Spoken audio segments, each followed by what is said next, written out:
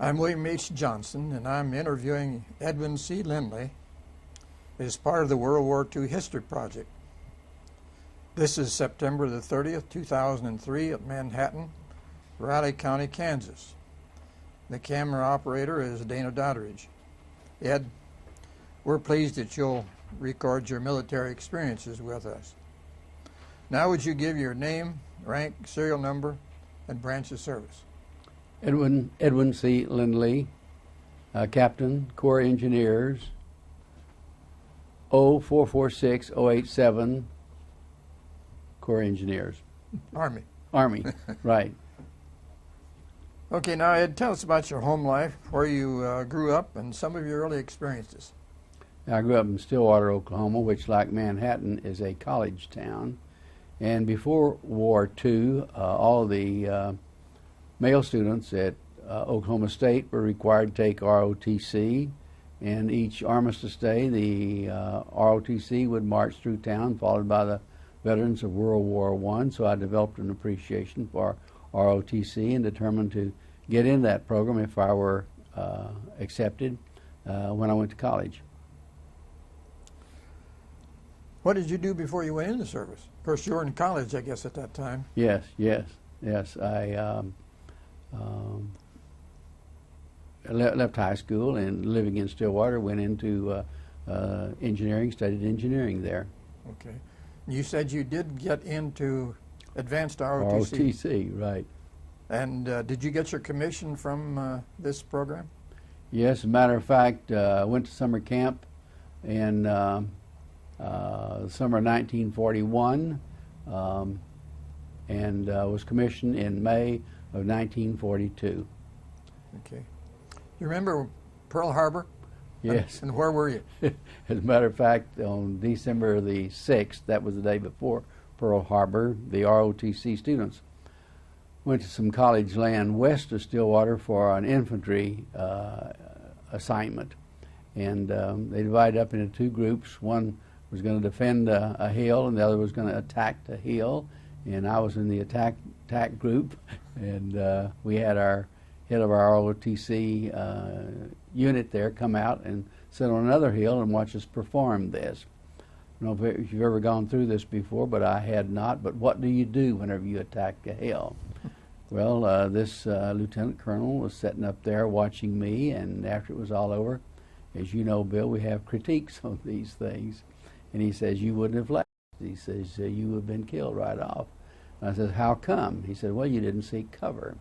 You and I, as you know, learn later to stay off of ridges and to follow the gullies and use the all the camouflage that we can. And I took that to heart and have always thought about it, so that whenever I got in a dangerous position, I tried to follow the things that he spoke of then. I learned a lot more about it later on, of course. Sure. Then I had not finished college in the spring of 1942. I lacked 6 hours, and many of our people were going into the service then. Many of our people in engineering didn't finish their college career, but immediately went into the service. But I did finish in August and was called up in September of 1942. Okay. What was your first assignment then, after you went in the service? Went into service, yeah. Yes. At that time, I had a lot of OCS people coming into the service or being trained. And frankly, I think they were a lot better trained than me as an ROTC student. I knew a lot about close order drill. That's what we did in ROTC, as you know. And I could fire the weapons, but other than that, I was not very well trained. So I was assigned to a refresher course at Fort Leonard Wood, Missouri. And after the refresher course, I was assigned, this was an engineer replacement training center, in which essentially civilians came in civilian clothes, and they went through a training cycle of either 12 weeks or 15 weeks. So I spent essentially the next year in one of those training companies at Fort Leonard Wood. And after that, you were reassigned to another outfit, I guess, and what happened then? Yes. Well, the training at Fort Leonard Wood was very good for me because we went into things like, as you did, bridge building, road building, demolitions, rifle marksmanship, bivouacking, marching, all those things, and probably I was in the best physical condition I've ever been in my life at that time.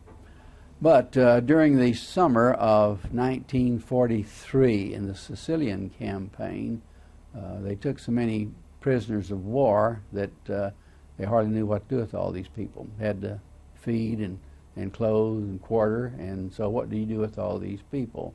Somebody got the idea, and I think it was a good one, that these people might be trained in American-type service units and serve.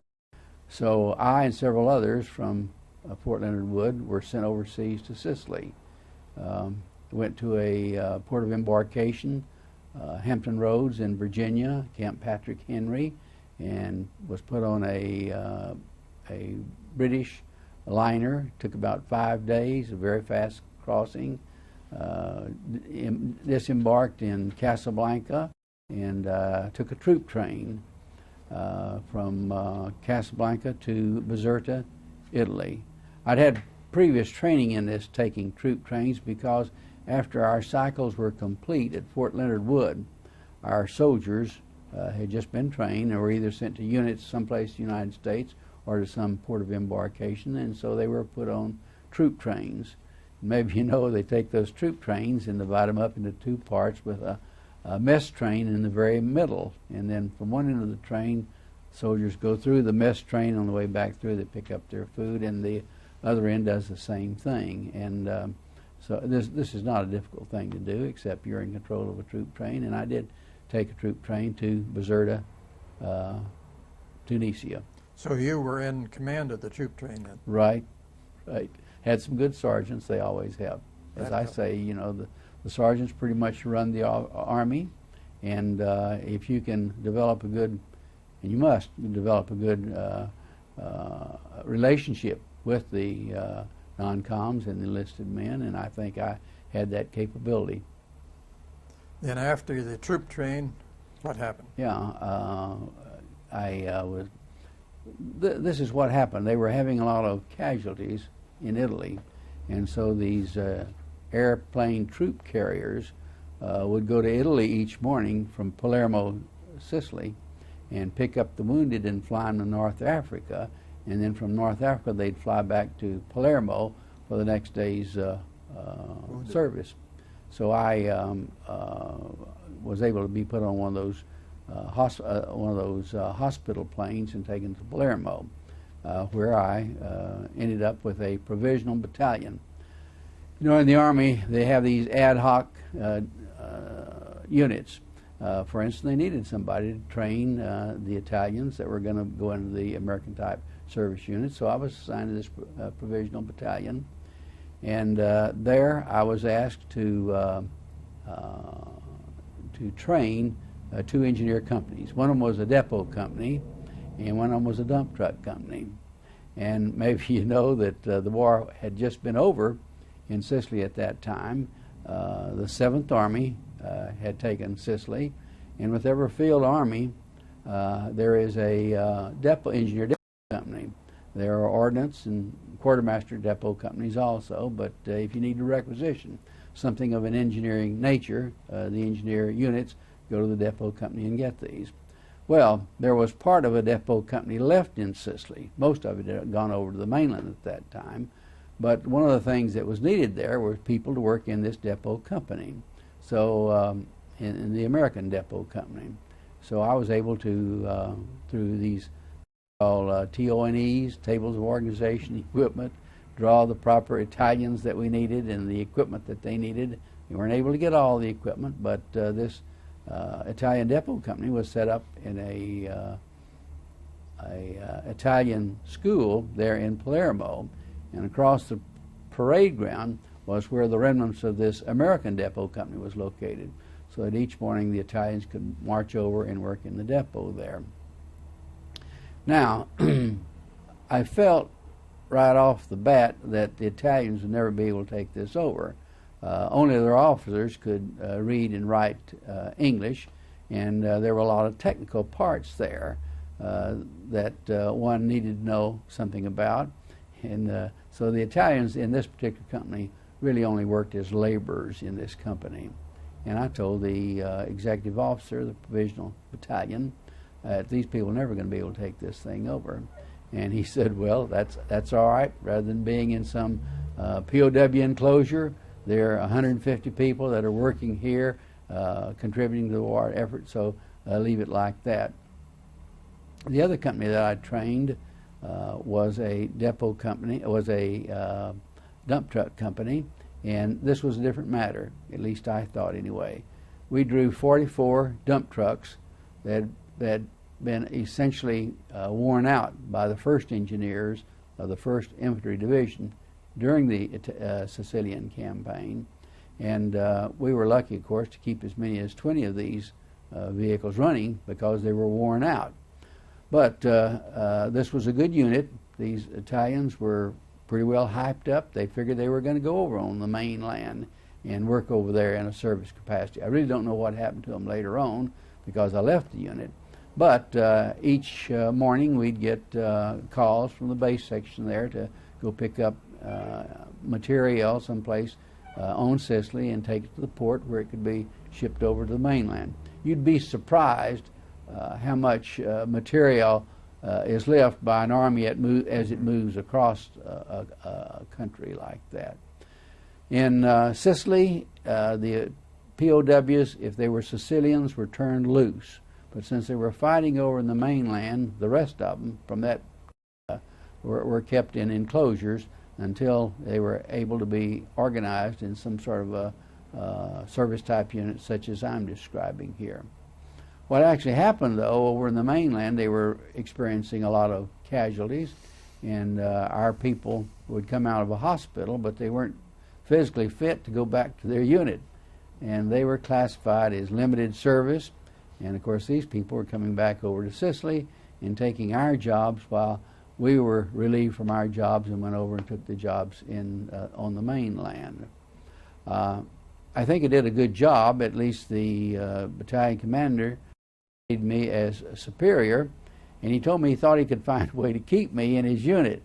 But I told him no, I'd much rather serve with the American units than the Italian units. And so I was transferred over to the mainland. Were you a captain at the time? No, lieutenant then. I was made captain, of course, later on whenever I joined the other unit. Let me say this. You talk about getting some sort of an itis when you go to another unit or you go to another company. When I went to Sicily, I was very much opposed to the Italians. But you work with them for 3 months, something like that, and you become very sympathetic. You see the situation that they're in. Italians didn't want to get in the war, as you may know, and not getting in the war and being poorly led, for the most part, they were not good soldiers. And you get with them and see their predicament, and eventually you sympathize and understand what their thoughts and feelings are. Then you eventually went on from this organization to an engineer, a combat engineer unit. Yes, the 48th Engineers. As you know, Bill, there is a combat battalion with each infantry or armored division, but Corps, of course, commands 2 or more divisions. Corps needs extra engineering troops. They need extra artillery troops, that sort of thing. And usually there were 2 engineer combat battalions with Corps. So the 48th Engineer was assigned to 2 Corps and took part in the drive for Rome. Maybe you know at that time, starting with January of 1944, American armies were held up by the Gustav line that ran through Cassino. This is very defendable, and they were held up 4 to 5 months there. And this unit of mine, the 48th Engineers, had been committed as infantry. Engineers don't like to fight as infantry because they're technically trained. They lose a lot of their technicians, then of course they can't accomplish what they were trained for. But they are used as infantry, and so whenever I joined this outfit, they'd fought at the 3rd Battle of Cassino and were reorganizing, and they needed people like me, and so we trained there for a short period of time. except on the 11th of May, the American and the British armies in Italy started what they call the spring offensive. I think the operation was called the Diadem, and it started 11th of May at 11 o'clock p.m. Our armies went forward to breach the line there, which ran through Cassino, and drive towards Rome. At that time, I was picked out to go up with one of the details from B Company. If the unit, an engineer battalion, moves as a whole, it's the standard operating procedure for the headquarters company commander to take various details from the companies, move forward, and locate these places, bivouac areas for the companies after they come up. And so, as I say, I went up in a half-track with a squad from a B Company. It got up there around midnight, something like that, and of course the Germans knew something was on, and there was a lot of artillery and parachute flares, and quite an introduction for me to get in this type of thing. And usually the headquarters commander will find some crossroads and stop there and say, well, we're going to put the headquarters company someplace in this area, and A Company might look down this road and B Company might look down this road, and so I got involved in this type of thing. These things are quite critical, you know, the first time you get involved in some operation. So I remember this quite vividly. I found a good bivouac area for B Company, but there were high banks on the side of the road, so how are you going to get these vehicles up there? Well, there happened to be an engineer company from the 88th Infantry Division in that area, and so I went down and got an R4 dozer from them and cut the banks down so that whenever the B Company got there, they could move up into the area. And of course, after that time, you go back to the crossroads and you meet the company when it comes up and you guide them to the area. So that started out the drive for Rome for us. Just go ahead with your story. Good, okay. They were really trying to take Rome because at least General Mark Clark knew there was going to be a landing in Normandy, and they felt they had to take Rome before that. At least that's what they wanted to do. Maybe you know that Rome fell on June the 4th, and the landings on Normandy started on June the 6th. So they felt that they had done this right. During that time, I was made company commander of the headquarters company, and let's see, for about a month and a half during this drive for Rome, at one time we were committed as infantry again. And this was quite traumatic for this battalion because they'd fought once before, and they couldn't understand why infantry couldn't do their job and engineers had to go in. But again, for a week we fought as infantry, always in a defensive situation, but it's something that I remember and recall, and how it affected the unit worse than it affected me because they'd been in this situation before and I had not. Rome fell, and we were in Rome for about a week. We were going to proceed on past Rome, and as headquarters company commander, I remember going up north of Rome to a lake called Bracciano, and we decided, well, that'd be our next place that we would bivouac. But before we were able to move, we got the word that there was going to be another landing in southern France. We didn't know at that time where we were going to go, but originally this landing in southern France was supposed to take place at the same time the landing in Normandy took place. But the Americans didn't have enough amphibious equipment to take both these landings at the same time. So in Normandy, this took place, as I've said, on June the 6th. We came in southern France on August the 15th. But before you can make one of these landings, you have to be trained to do that. So we were reassigned to the 6th Corps. We had been with 2 Corps. Now we're reassigned to 6th Corps. And this was commanded by a very capable commander. His name was Truscott, General Truscott. He had commanded the 3rd Infantry Division and the 6th Corps at Anzio. He knew his business real well. He'd been in amphibious landings in North Africa, in Sicily, and so he knew this real well, and he knew that training was paramount to accomplishing like this. We went down to Salerno, where you may remember the American Army first came in Italy. And there they had set up a so-called invasion training center so that our people would go out in the small boats and come in and hit the beach. And as you know, engineers destroy the obstacles that are there. And if there's barbed wire, they take these Bangalore torpedoes and shove them through the wire, detonate them, and go through and pick up all the mines. And the big thing for me, being the headquarters company commander, was getting the vehicles ready. You know, if you come in someplace and you have to run through water, then your vehicles have to be waterproofed or they'll short out. And so, again, Bill, since having commanded a headquarters company yourself, you've got more vehicles than the other companies do, and so you've got a lot of hands seeing that these things are well waterproof. They have to have a big pipe for intake air. They have to have a big pipe for exhaust, and a lot of electrical equipment had to have this plastic put over it. We didn't have any trouble making the landing. The landing in southern France, which was called Operation Dragoon, was not near the landing in Normandy, but it was a good exercise.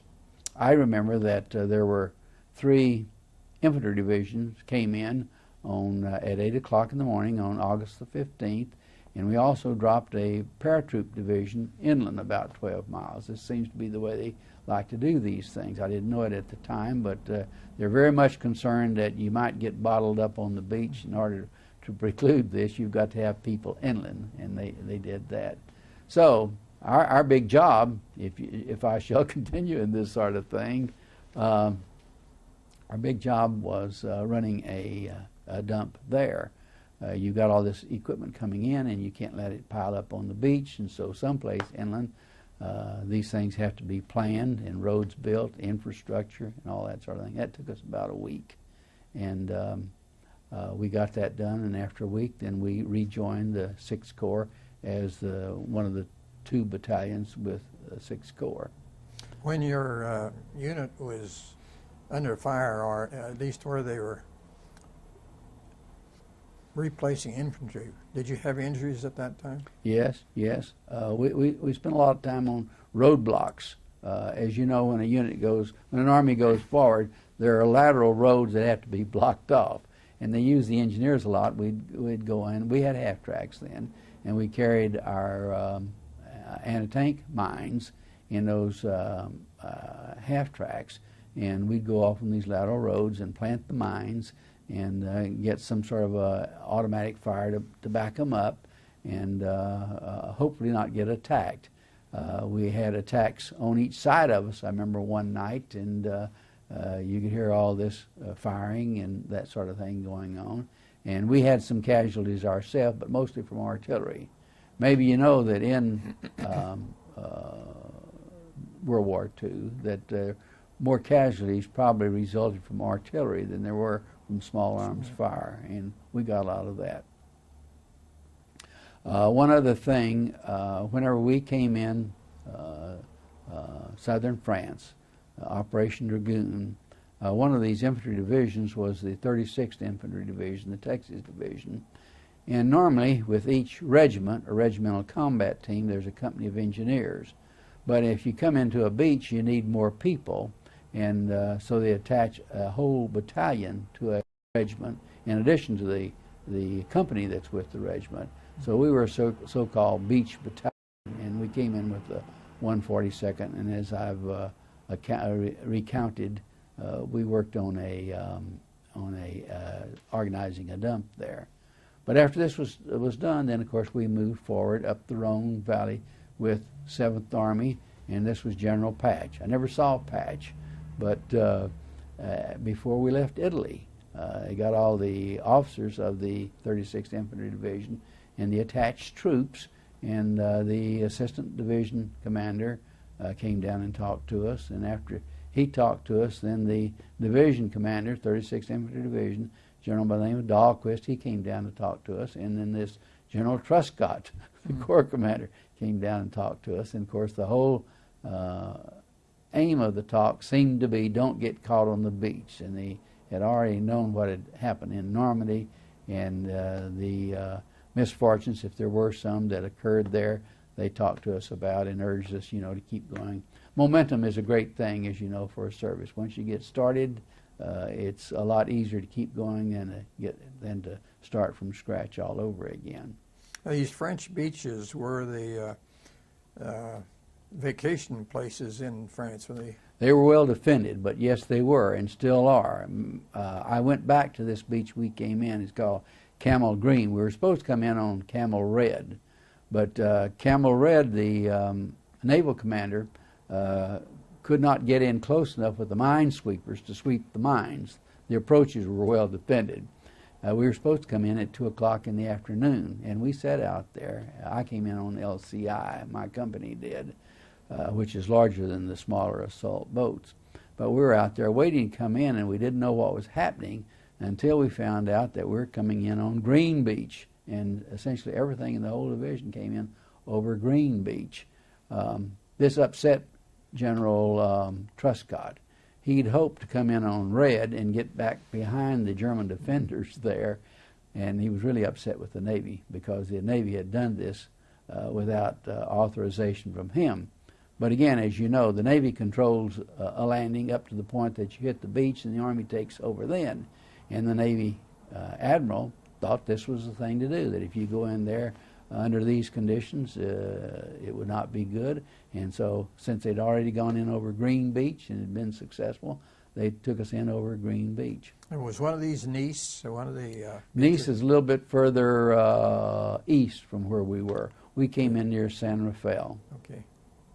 I went back, maybe I told you, 4 or 5 years ago. Like you, I like to go back to places I've been before and particularly follow the route that the unit followed in France.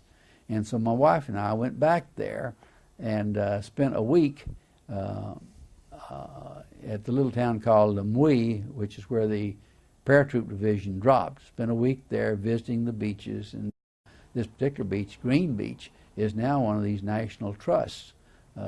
After we came in, some of the French divisions came in. And the French divisions, of course, were interested in moving over and taking Marseille because they needed another port. This was one of the reasons for having the assault there in southern France. And a little bit later on, I'll talk about that. During the summer of 1945, a year later, I'm with another engineer unit that is located near Marseille, and so I'd spent essentially the summer of 1945 in that particular area. And so my wife and I, besides spending a week at the beaches where the landing was made in 1944, spent another week around just north of Marseille, where I'd spent the summer of 1945. You felt a little more relaxed the second time than the first time. That's right. Couldn't find the places, though. Some of the places you've been before, like a certain beach. The beach has changed, dressed up, and you can find some of the places that the units were quartered, and some of the jobs, some of the bridges are still up, that we built as we went up the Rhone Valley. But a lot of these things you're looking for, you'll never find again. Now you continued on north then. Right, north up and north, and the big obstacles there was when we got up to the Vosges Mountains, Vosges, I believe it is. And this is just before you get to Germany. And as you know, those people tighten their resistance, and when they get close to their own homeland, they a lot more. They're better fighters, a lot more resistance there. I don't know, Bill, if your people trained for the Rhine River or not. We didn't get used in crossing the Rhine River, but we trained. And although I was the headquarters company commander, since I'd had a lot of experience back at Fort Leonard Wood doing this type of thing, we were training with ponton bridges. And so they asked me if I would handle that training, which I was pleased to do. But while we were doing that, we were about, you know what you do is you take a section of the bridge, and then you build a section here, and you come out and attach it and progress across the river.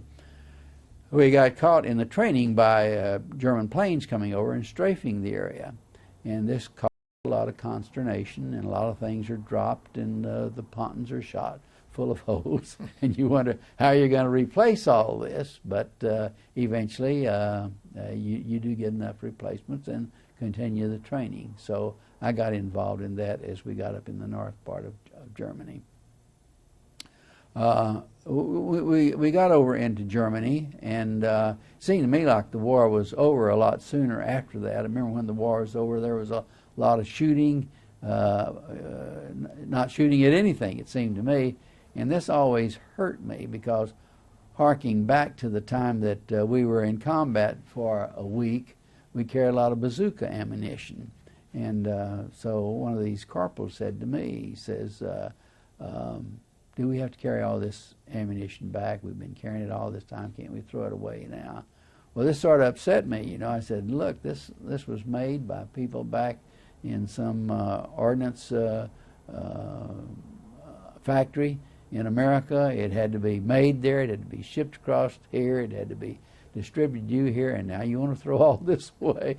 But we have to be careful about our supplies. And sometimes if the people in charge don't watch other people, they'll cast off things that they know they're going to use later. When we came off the beach at Camel Green in this invasion down there, we stopped, and a lot of people, you know, had a lot of extra equipment, and they laid it down and said, we'll come back here later on and pick this up.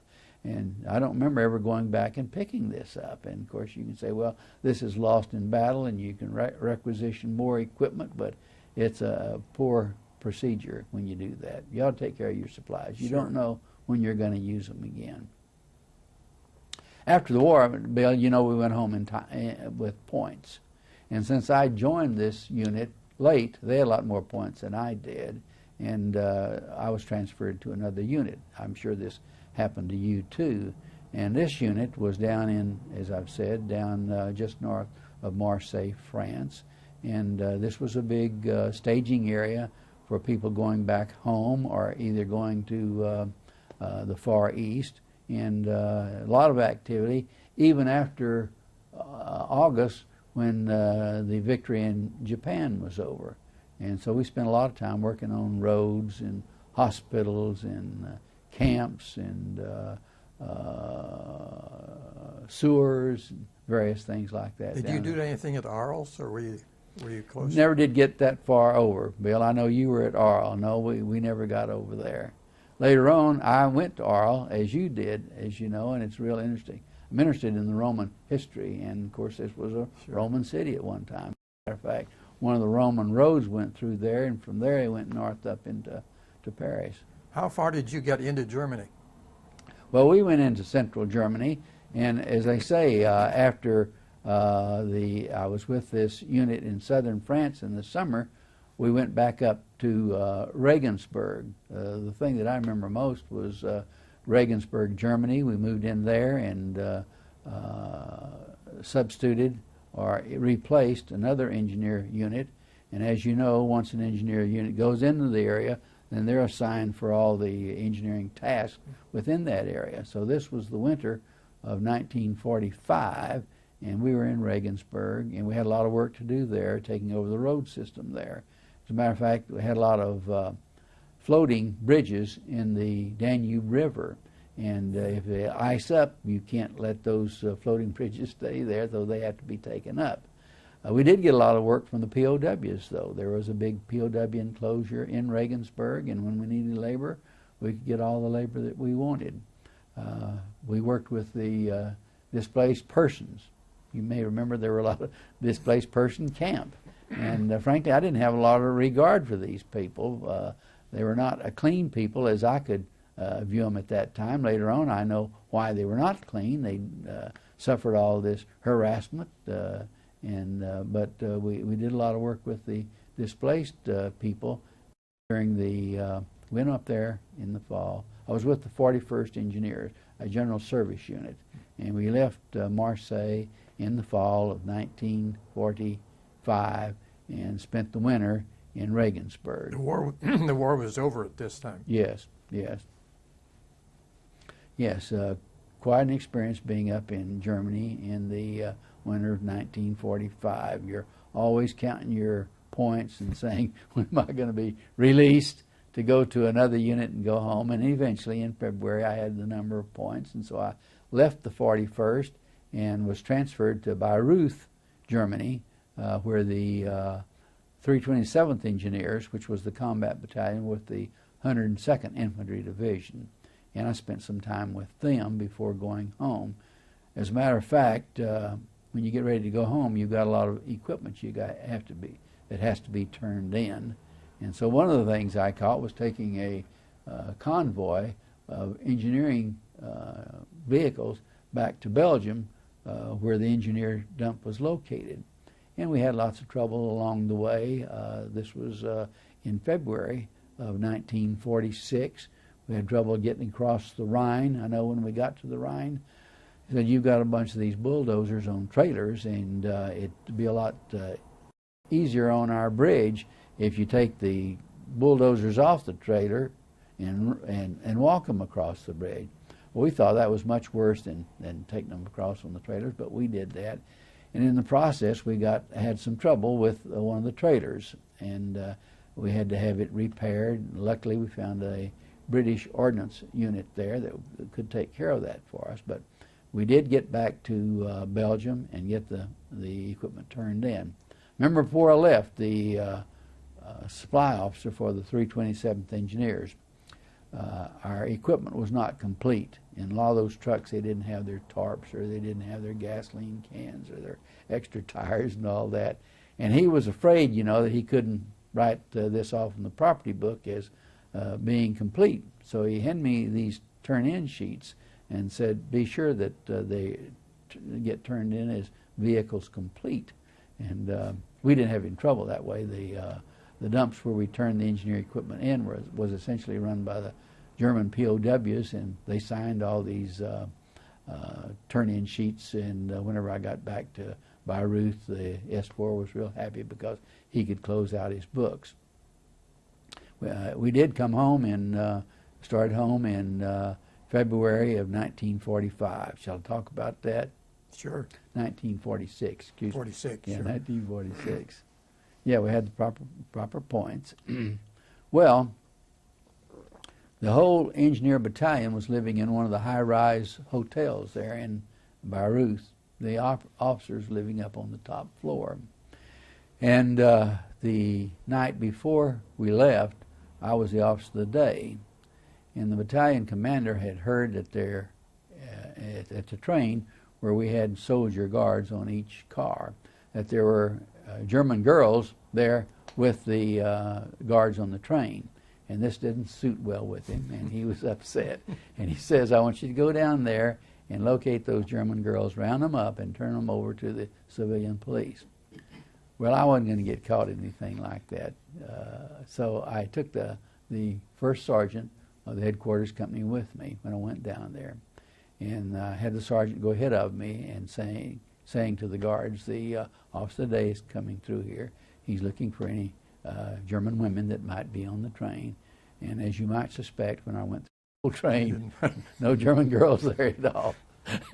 I went back wondering what I'm going to tell the commanding officer, and he asked me, I said, well, they must have heard, that I was coming through. He said, I didn't find a single one. But he was over his anger then, and it went over fairly well. Well, the next morning we got on the train. These were these 40-8s, and we took them all the way across Germany and France, and ended up at Le Havre.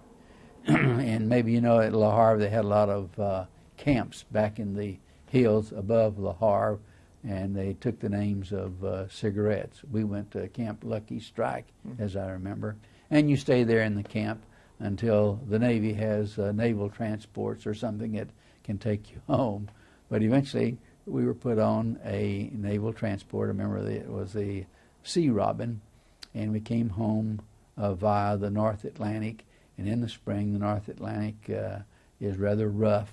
And I remember we came up out of the water and hit the water with the bottom of the boat several times and caused oil leakage. But this was not as bad as the people on the boat thought it might be.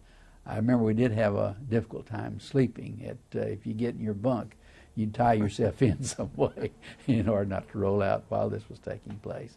And I did get seasick, and I remember the only thing we'd eat on the trip home was something that had been boiled, and this was rather greasy, I thought, and contributed to the seasickness. But I looked at one of my friends, and he was sick over there, and I was laughing at him, you know. And of course, you're setting yourself open for something happening to you, which it did, and I was seasick too.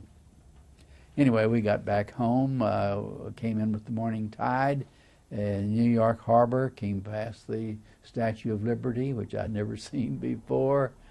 We docked over on the Jersey side, and I believe we went to Fort Dix. I'm not sure about the place that first place we hit in America, but I do remember that they served us steak and pie and ice cream, and I drank milk again.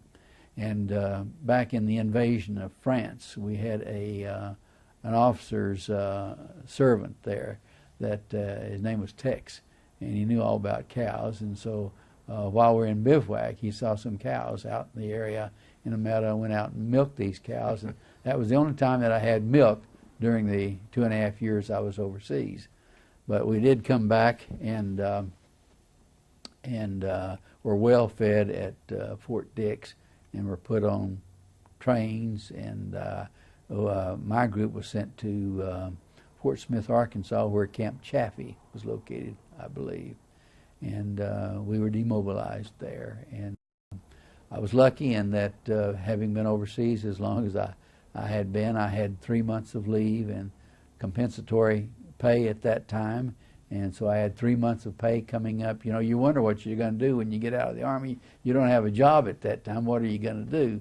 But I felt pretty good, and so I didn't do anything for the next 5 months, as I remember. Came home, and again, you run into people that you don't expect to see. On the bus ride home was one of my high school classmates, and we got off the bus in Stillwater, and I told him I'm going to call my mother, and she'll come pick me up, and why don't you ride home with me, and we'll drop you at your house.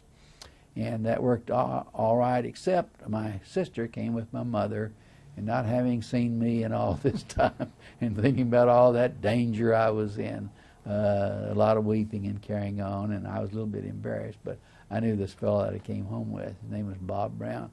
I knew that he was going to go through the same thing, you know, whenever he got home, which he did, and frankly, I didn't do anything, as I say, for the next 5 months. In the summer of 1946, I knew I had to go back to work. I went over to Tulsa and got a job with a seismograph company. Many of the people in engineering at Oklahoma State, Oklahoma A&M as it was known then, went to work for oil companies. When I came back home, I told my mother and my sister and brother-in-law and their family that I was going to go to work for the seismograph company. Well, they said, you don't want to do that. You know, this is like working as a roughneck in an oil field. You're moving around. You've got no home. You don't want to do that. So I went up to the university, and I saw the department head. I knew him real well, and told him I would like to go back to school to sort of get in the swing of things so I could be gainfully employed again. And he said, you don't need to go someplace else to school. We've got all these GIs coming in here, and we need instructors, and why don't you go to work for us? That's how I got into teaching, Bill, after the war. Let's go back just a bit, Ed. How about awards and battle stars and that kind of thing from your experiences in Europe? Yes. The only thing that I got were 3 battle honors, and these were the Rome Arno. You know, you're trying to get Rome and the river beyond, which goes through Florence, which is called the Arno. So you get that, and then there's one for southern France, making the assault there, the invasion there. You also get a little star or a little arrow called an invasion arrowhead for making an invasion. And then, of course, there's Central Europe for the fighting there. I just heard that the infantry that fought in Europe during that time, and maybe every place, were also awarded the Bronze Star Medal, that everybody's been awarded that. Of course, being in engineers, we wouldn't get that. Mm-hmm. You know. Did you have any unusual leaves or furloughs? Oh yes, I was in, got a leave to Rome at the time of Roosevelt's death. And I happened to be at the Notre Dame in Paris when de Gaulle was there. I wasn't inside the thing. Naturally, only the great people get inside the cathedral at that time, but I did see de Gaulle while I was there. Also, while I was there, one of my fellow classmates, ROTC, happened to be in Rome at the same time. So I'm walking down one of the Champs-Élysées, I guess, some big street there, and somebody starts counting cadence, you know, hut, hoot, 3, 4. So I looked over there, and there was my classmate. You know, I went over there, and of course, we greeted each other, and I was probably carrying these musette bags like he was carrying, except he had a couple of bottles of wine in his. And whenever he dropped that musette bag to welcome me, that type of thing, he broke one of the bottles of wine. So we looked down there, there was all that red wine, you know, draining out into the sewer there. He cried. Yeah. So what are we going to drink now? Any celebrities that you... The summer, I believe, of 1945, I believe that Bob Hope and Bing Crosby were down there. I didn't get close to them at that time. Later on, when I'm attending Purdue University after the war, Bob Hope came to Purdue, and I happened to never gotten an autograph before. And frankly, I don't believe in hitting people up for autographs. But I had a niece who was collecting autographs, so I did get Bob Hope's autograph later on. What was your feeling about your military experience? Very helpful for me. I was beyond a youth, I think, when I went in, but it certainly hardened me and taught me a lot of realities that I had not faced up to that time.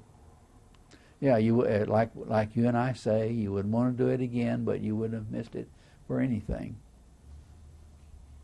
Any other experiences that you remember that you might relate to us?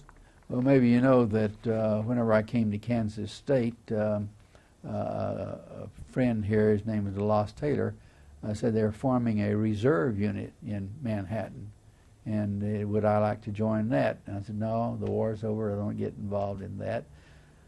I said, if they need somebody, thinking of myself as being a patriot, if they need somebody to make this outfit, I'll be pleased to sign up. Well, he came back in a couple of weeks and said, they sure need you down there in the unit. So I went into the reserves, and I stayed in the reserves 20 years, and again, this was good training for me. What was your rank then after having served in the reserves? After the reserves, you know, I came home a captain, of course, and I got promoted twice during the reserves. Promotion in the reserves is easier, I think, than any place else, but I did end up a lieutenant colonel. And tell us about your civilian career then. Okay, as I say, I went up to the university, and he hired me there. He said, you know, you can get another degree by taking classes. Normally you would take 6 hours each semester. I found out that I couldn't take that many and do the teaching job. So at the end of 1 year, I think I'd only got 6 hours, and I could see myself spending 4 years getting a master's degree. So I took off, went to Purdue University. One of our professors at Oklahoma State had a brother who was the department head up there at Purdue, and so I went to Purdue and taught there a couple of years and got a master's degree, and then came to Kansas State, taught here at Kansas State, and I got a fellowship, a National Science Fellowship, to go a couple of years to Iowa State, so I went to Iowa State and studied for the doctorate there for a couple of years. So you made good use of the GI Bill? Yes, sir, the GI Bill. You know, when you're a recipient of those things, you think they're great, but I'm quite sure this was a good thing that we did, certainly for me. And how did your military career influence your civilian life? Well, first of all, I think the way I teach today, if I teach, the same propositions we learn, the same types of things we learned in the military, you know, to go in prepared, have some sort of a plan, be sure the lights are on, be sure you can be heard, Be sure and wind the thing up, having said what you want to teach them. I follow that all through my teaching life. So it did influence you favorably then, I'm Yes. sure. Yes. Any other stories you want to tell us in the last couple of minutes here? Let's see. No, Bill, I think that pretty well covers well, the does it? spectrum. Well, Ed, we sure thank you for giving us your experiences. Yours plus many others are going to make a good record here to the Library of Congress anyway, and so we are glad that these stories can be recorded and made a permanent record. So we appreciate your efforts here in making this tape and disc for us this morning. Bill, I want to thank you and Dana for coming up here too. I appreciate your efforts in getting me up here.